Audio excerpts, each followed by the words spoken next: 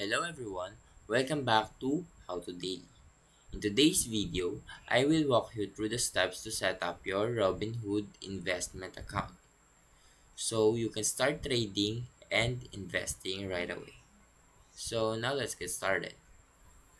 First, you will need to download the Robinhood app from the application store or Google Play.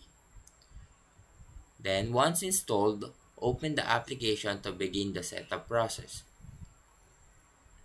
Next, click on sign up and enter your personal details, including your name, email, and social security number.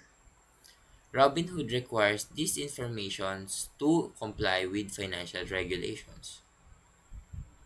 Next is you will need to verify your identity by uploading a photo of your government issued ID. This step is crucial for account security and compliance. After that, you will need to link your bank account to Robinhood so you can fund your investments. Follow the prompts to connect your account securely.